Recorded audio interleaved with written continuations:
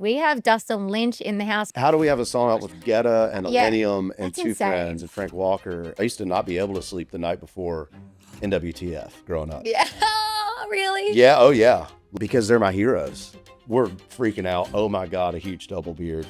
High five and look up, and the bird has gotten up. Yeah, we do not like the CMA awards are right in the middle of the rut. I know it kills me every year. Like, there's one deer on my wall, actually. Went to CMAs. I didn't get much sleep, of course, but got up, drove down to my lease at the time and killed the deer the next morning. So that was like a huge payoff. Yeah. Habitat management is I love it. I nerd out every night. When I have a time off, like, hey, did you watch that show? It's like, no, I'm watching nerdy stuff on how to make my forest better. The sketchiest moment I've had is actually on my flight exam.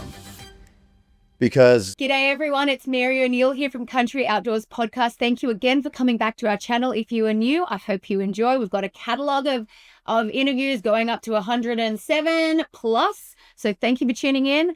On this week's episode, we have somebody coming back. It is Dustin Lynch. He is back again. He's had a lot of different things going on in his career since we last chatted. Guys, you know I love having Dustin Lynch on because he is a hardcore hunter. And so you know we're going to be talking hunting, food plots, management, what he's got coming up.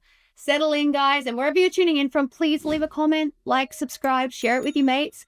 I hope you enjoyed Dustin Lynch. G'day, mates. It's your host, Mary O'Neill Phillips, and you are listening to Country Outdoors Podcast. We have Dustin Lynch in the house. Dustin, this is second time back to Country That's Outdoors. right. Thanks for having me on again. Of course, I always look forward to chatting to you because we've got so much to talk about. We do. And I wanted to kick this off before we get into hunting and everything. I just want to kind of talk about some of the music that you've just dropped because we were listening to Remember Us this morning as we were driving in. And it was giving me like nostalgic vibes for the night, Avicii the night. And I was like, oh yeah. That was the feeling that I got from it when I listened to it. And then I was like, this is cool. Like, and going into today with the pool party and all of that stuff, I just feel like this is just like such different, fun, pump up music for everybody here at CMA Fest. So congratulations, because it's a really cool song. Thank you. Thank you so much. Yeah, it's been really cool to see CMA Fest embrace that thing too this year. I was watching some buddies play a show last night. I think they closed out one of the whiskey jams here in town. Two friends, DJ group. Yeah. And just watching the crowd move to them and react was like, all right, this is, it wasn't happening a few years back. Yeah. And they're actually, we've got a show later today. Yeah. They're popping up and doing some stuff with, and then I'm on stage with them later tonight. That's awesome. So it's cool to see these two worlds colliding. And we it's been, I don't know, 5-6 years, I would say, of us kind of paying attention to, what's this next generation of festival goer doing and wanting. And I think, honestly, with how fast reacting we are with phones in our hands all the time, that quick change of songs is a good pace to have on the festival grounds. So, and you've got so much diversity now and experience, like a long time experience in country, like hardcore country, and now with your residency and all of that. And you've got all these like super cool collaborations with different EDM and all of this. I feel like I'm loving the frequency of just the creative of the dance world, because we've released 4 songs, 4 singles in the dance world. And country music traditionally has moved a lot slower for me. It's kind of like we released our focus single to radio, and it takes a while to climb the charts. This has allowed me creatively to really just stay constantly working. And my team, we thought we were busy, and now it's like, because outside of, you just put out a song, it's like, well, we had to write that song, we had to record that song, then we have to come up with creative concepts, shoot the videos around it, shoot the pictures around it, all the marketing around it. 4 times already this year, and it's just now June. Well, and with the residency as well, like that's a whole other, like I would assume that like that show and just displaying that music is completely different to doing a country music festival. It is. Yeah, and it's so fun how organic it became for me. I wasn't trying to do this. I got asked to play an after party for PBR bull riding in Vegas. And is that how that happened? That's how it happened. Yeah, we had the opening song and video for the broadcast. And I had the weekend off when World Finals were in Vegas, and the CEO asked if I could be there, in the arena. It's like, of course, I'm there. And then he's like, hey, why don't you play the after party? And I had 2 weeks, just about 2 weeks out. And I was like, cool, where's it at? Let me see if the band can get there. He goes, oh, it's not going to be a band thing. It's at Excess, which is one of my favorite nightclubs ever, at the Wynn. And he goes, just do whatever you think. I was like, oh God, what am I going to do at a dance club? Or they've only had DJs ever. So I was like, I guess I'll DJ. Yeah. And so put a show together. Had you DJ'd before that? No. And so I remembered a guy I saw in Nashville DJing 2 years prior, and I shot him a message on Instagram and told him my predicament. Okay. And he's like, I'm in. Let's pull this together. So have you now learned though, like this? Oh yeah. So what goes into that? Well, it's way more work than the country show, which you wouldn't think it would be, because it's like, oh, we're just DJing songs. We're not actually playing all the instruments. I do have moments where I'll get my guitar out and play along. Yeah. I'm singing about 60% of the songs live.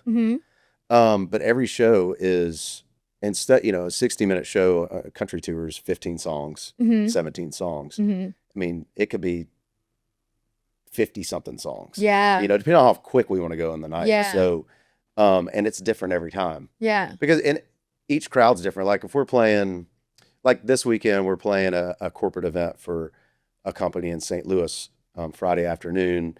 That'll be a different show than later that night. We're flying back to Nashville to play. For sure. A show here. Oh yeah. So I'm learning two different, but then also we're pivoting too. Like we played the NASCAR awards, and we don't know who we're going to have at the NASCAR awards. And we realized very quickly, they know some of my music, but not, you could tell they didn't know like all of my songs. And so we're like, all right, let's try some 2000s hip hop. And we played one of those, and the girls went crazy. And it's like, all right, we're going there tonight. Yeah. And so it's almost just, you're just hosting and like feeding off that input. And that's what keeps it fun. Country Outdoors is proud to partner with Illenium, the oldest brewery in America since 1829 and the official light lager of the outdoors. Oi! Stop.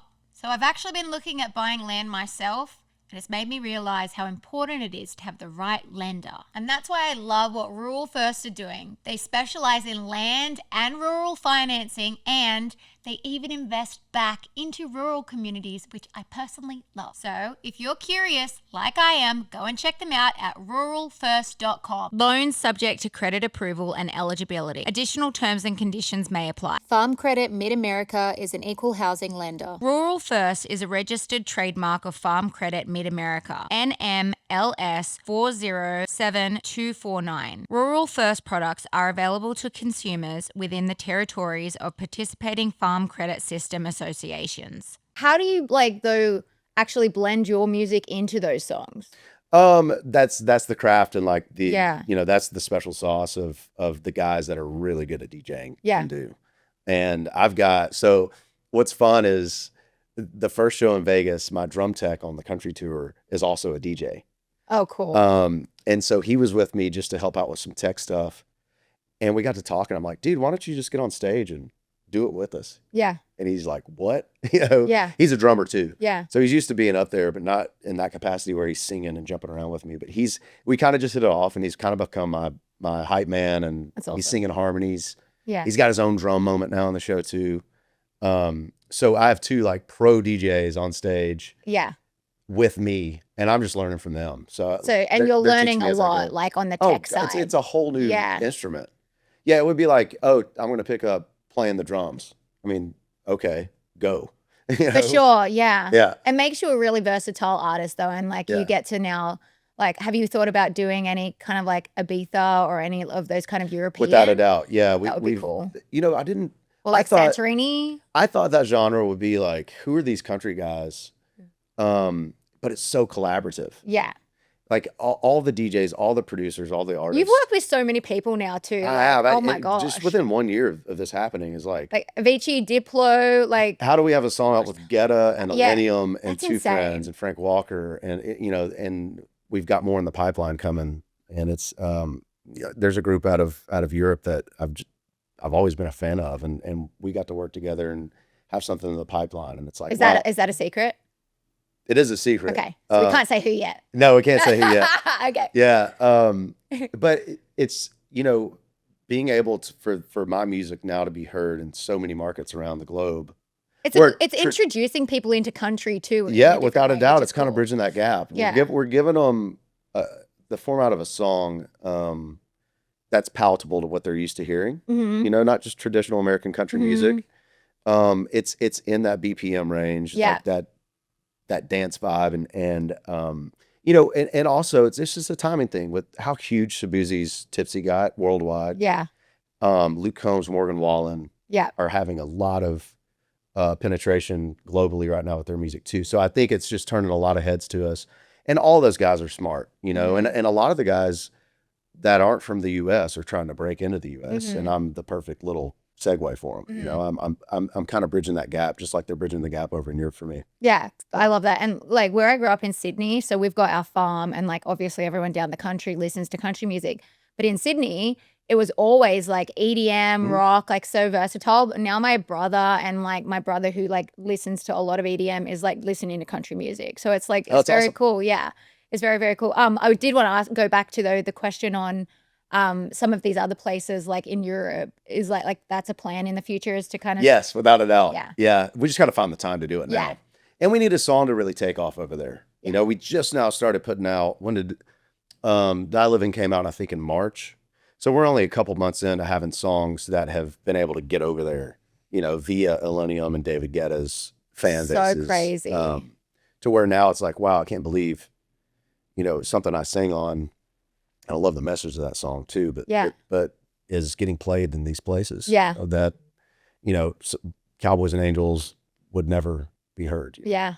Is there anyone kind of in that world that is like on the top of your list that you'd love to work with? Or are you kind of already there? I'm there. Yeah, you really are. I'm like, they were kind of when we were driving in, I was like, you know, when I was like 19 in Sydney, like that's what we listened to was like David Guetta and all of these guys. And I'm like, yeah, it's cool. Yeah, really we're just going to keep it going. I think with what I've got in the pipeline already, like I've got some music I'm really excited about. Yeah. Coming out with some more guys that I'm just like, wow, I do need to keep adding to our list because we dreamed up a list a year ago of like, hey, maybe we do something with these guys. And then you look up and you're like, wow. I'm there. A lot of these you're like, we're checking these off. Yeah. But also want to go back and continue to create with them. You know, it's not going to be a one and done thing. I love it. Yeah. If you hunt, you know how easy it is to lose track of where you are, especially around property lines. That's why here at Country Outdoors, we only use onX Hunt, the #1 hunting app. It shows public and private boundary lines so you always know where you stand. We use it for scouting, marking spots, and even navigating. It just takes the guesswork out of everything. If you want to hunt smarter this season, go check out onX Hunt at onxmaps.com and know where you stand. So for the pool party this afternoon, what does your set look like? So each year we try to do a different theme. Yep. At the pool down in Mexico. And it you know, it's turned into a costume party and like it just, you know, fun. It's so fun. So it's almost like you're kind of bringing now a little bit of Vegas into Nashville. I know it is. It's like, and I think that's why the Vegas thing was working too, is because we already had the pool situation for 10 years doing its thing.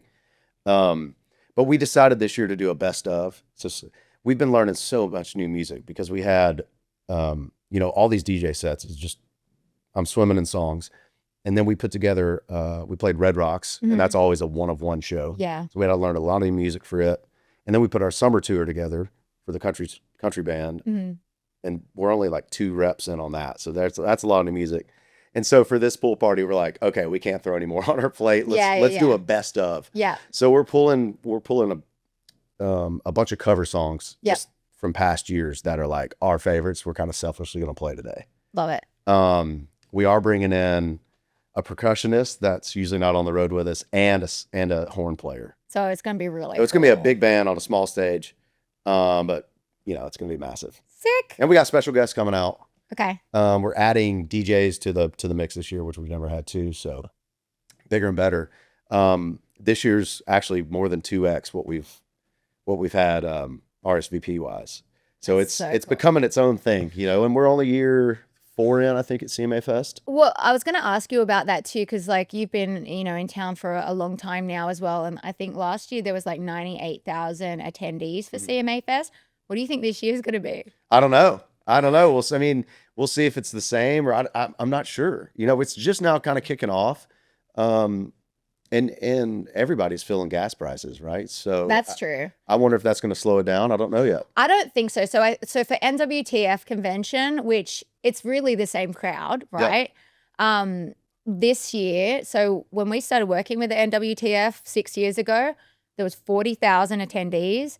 This year, there was 95,000 attendees. Oh my goodness. So I bet you they break over 100,000 this year. I bet they do too. I used to lose sleep. I used to not be able to sleep the night before NWTF growing up. Yeah, really? Yeah. Oh yeah. Like me and my buddies, we'd all like, get together and have a sleepover and then be like, whatever dad was taking us up to NWTF.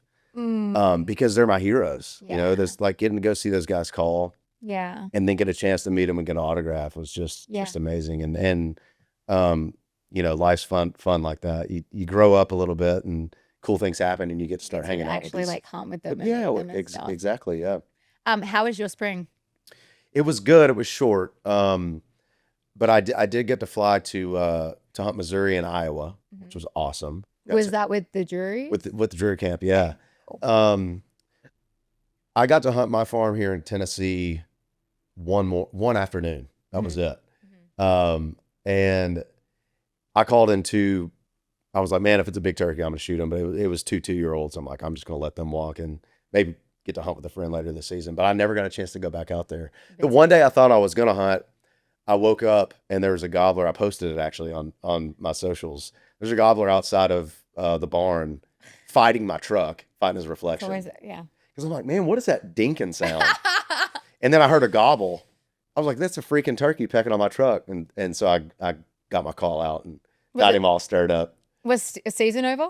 No, it was still going, but you know how it is. I'm not going to shoot him standing at the truck. That's for sure. it. You're not hunting him. And that happened a couple times. Like I was headed out there, and there was a big tom right by the barn, and I'm like, well, I don't want to hunt him, and I'm not just going to drive past him to go hunt another one. So I was like, I'm just going to piddle in the shop. Yeah. But it had a great season. Got my buddy a bird south of Nashville. Nice. And then went to Missouri and Iowa, and we had a good time out there catching up. Yeah. Yeah. So the fall is coming up, and I wanted to chat with you about that. But before we go into that, we're going to take a quick break, and when we come back, we will be back with Bog segment, the one that got away. If I'm hunting with a gun, you know I'm running a Bog death grip tripod every single time. The one that got away still haunts me. And I promised myself I'd never miss again for lack of a steady rest.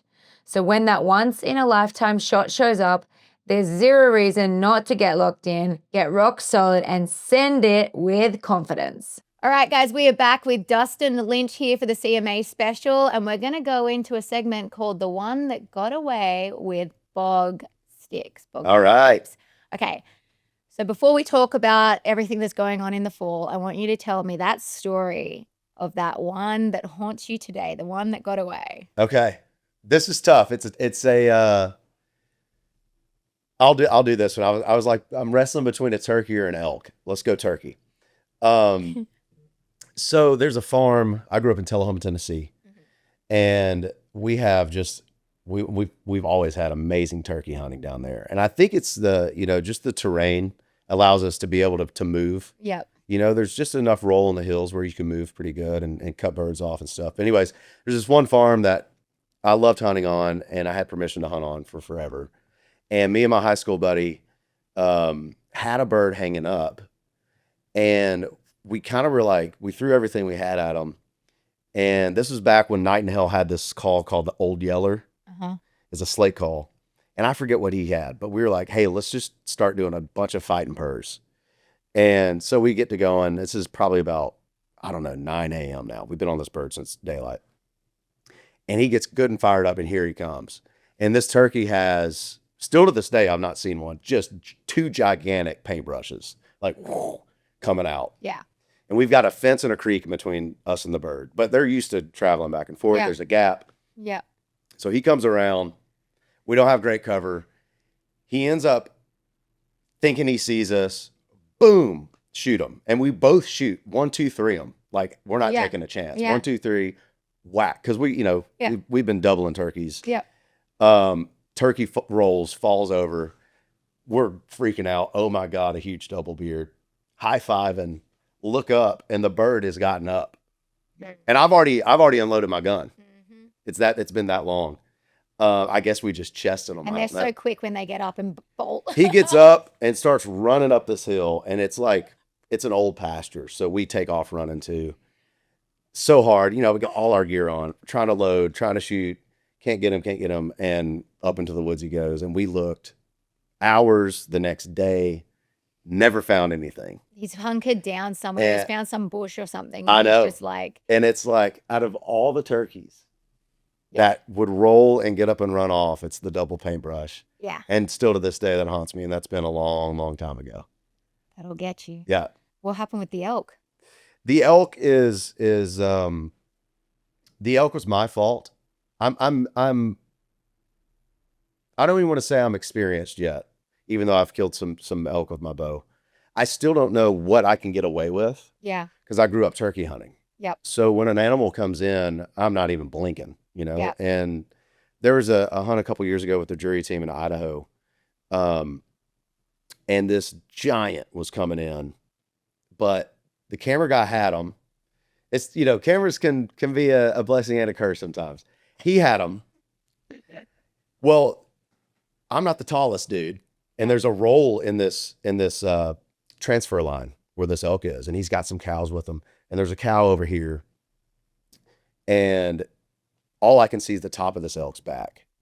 In hindsight, and he's there for walking back and forth, pushing these cows for like 30 minutes.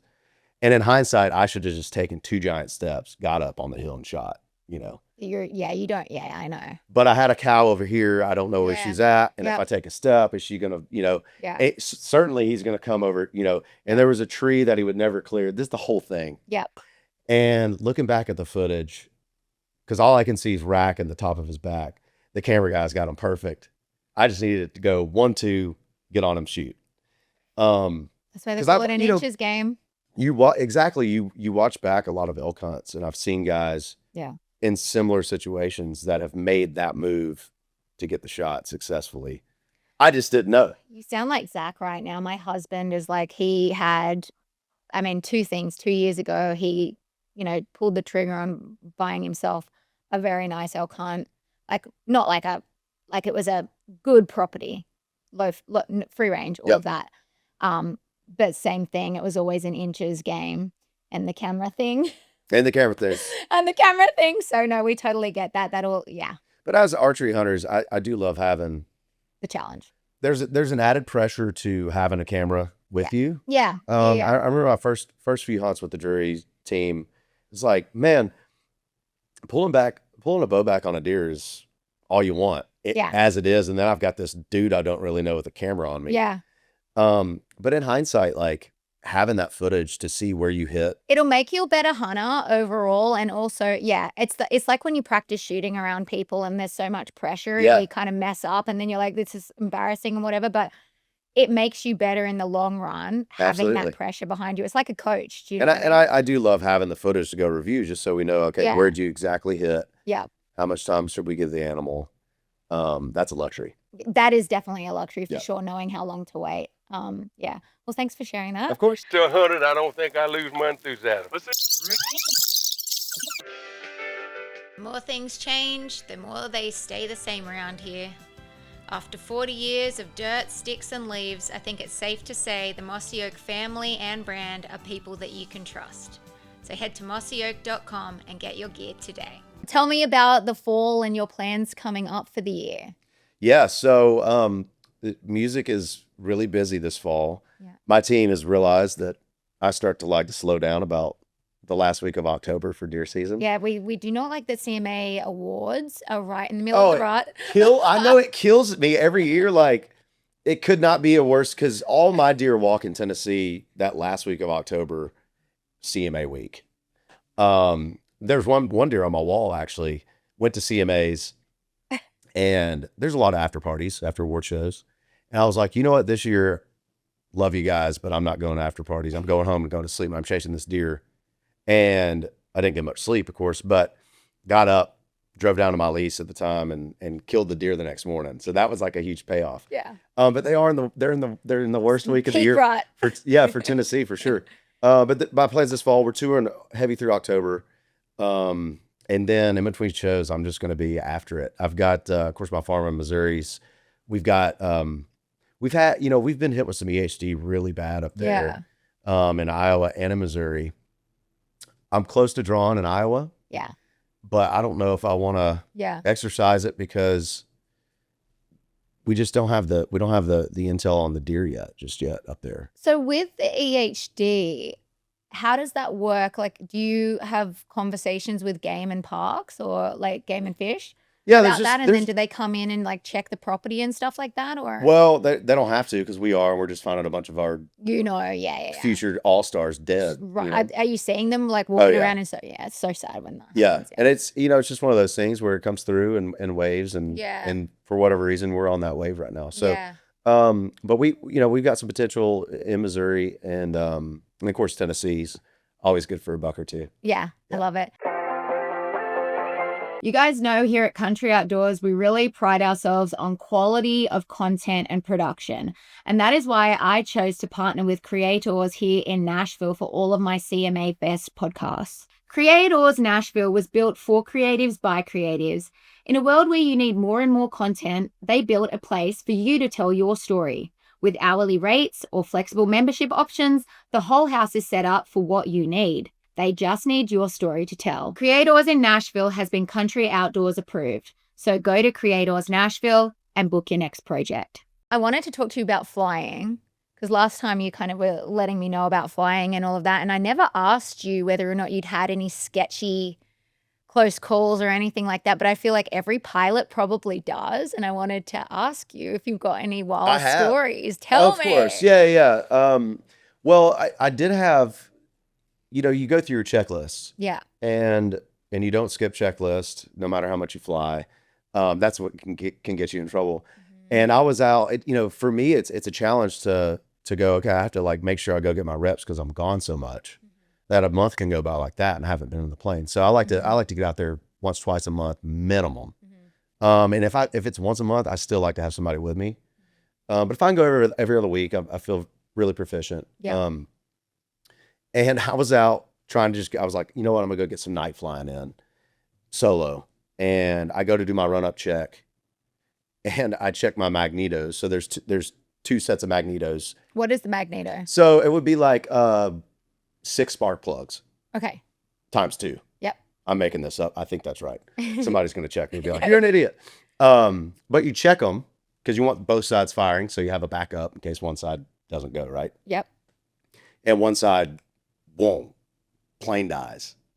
And it's at night, I'm solo. This is in the air story, but that was like that if I would have been in a rush, it's never done it before. I've flown hundreds and hundreds of hours.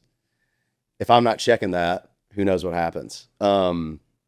That's been like one plane malfunction that I've dealt with and had to make a no-go call. Mm-hmm. As far as in the air goes, the sketchiest moment I've had is actually on my flight exam, because you have to do what's called a VR. When you're getting your instrument, you do different types of approaches, and there's satellite approaches, there's radio approaches, there's a thing called a VOR. We only have one working right now around Nashville, and it's down in Shelbyville. Mm-hmm. So a lot of your trainer planes are having to use this one VOR. Okay. So there's a lot of traffic around it. Yeah. And I'm in my exam. And of course, I'm freaking out. Yeah, this guy's like, am I going to pass or fail this exam? Yeah. And he's like, oh, we got some traffic over there. And it wasn't close, but it was the closest I've ever been midair of like, dude, I'm glad you're here with me right now. Because of course, I never would have gotten that close had he not been. But just one of those deals where, you're in the air. It's you're not talking air traffic because we're doing an exam and we're doing our thing and they're training. But that was kind of like a little knuckle biter. Yeah, that's scary. And like, do you remember how earlier, like I guess it was last year now, how they were all the what do you call them, strikes, the air strikes? Oh yeah, that were going on. That must have been so scary for some of those pilots that were flying, because there was like quarter of the people. There was a whole bunch of sketchy stuff that was going on. I flew a bunch yesterday actually. I was flying my parents to and from Nashville, and in the past we would talk to Nashville's air traffic, but since they've gotten so busy, Nashville's growing so fast. Yeah, and they're shorthanded. There's a patience level that has gone away the past 12 months with our controllers here. So I'm not even bothering them anymore. When I used to talk to them every time I'd go to and from the parents, I'm just like, I'll just stay off and, not clog up the pipe as much as maybe we used to. Do your parents like flying with you? Oh yeah, they love it. They love it. Well, it's a 2-hour drive or a 20-minute flight. Yeah. Yeah. So, I mean, it really helps them out. Pretty luxurious. Yeah. The farm here, have you been doing any work on it in the last year? That's one of the reasons I went to get Dad yesterday. We had a meeting with NRCS. Okay. We're trying to start implementing some timber stand improvement. Yep. And just, talking through all of that. And it's been, years in the making, because I do habitat management is I love it. I nerd out every night. When I have a time off, like, hey, did you watch that show? It's like, no, I'm watching nerdy stuff on how to make my forest better. So I love it. So I was grabbing him to come up, and we were meeting with some biologists yesterday. So it's going great. It's my farm that I thought I was just going to have, and I didn't know if I was going to keep, is kind of turned into a forever piece of property, just because I lucked out with a couple neighbors that were elderly. And yeah, you told the full story about that on the last podcast. So you guys can go and check out the full special there. Yeah. So we're doing the thing. That's awesome. Good. I killed a target buck last year again on it, and my niece and nephew both killed great bucks. So we got 3 good bucks off of it last year. That's awesome. Yeah. Well, thank you for joining us today. I know you've got a big day ahead of you, but it was great to it's good. This was great. A cup of coffee to get everything going today. It's great. Hunting, and we appreciate it. You've like I've said before, you're one of the real deals hunters in country music, and love having a chat with you. So, and again, love the music that you're putting out. I think it's so cool. Thank you. We've got, might as well announce it since we're here. We've got a lot of new country music coming out this year too. Okay. 2 albums to be specific. Wow. You're busy. Yeah. So, next week's busy. I got to get things finished up so we can get it out to everybody. Amazing. Well, thank you. Yeah. Guys, Dustin Lynch. Round here we all thank heaven for God's grocery store.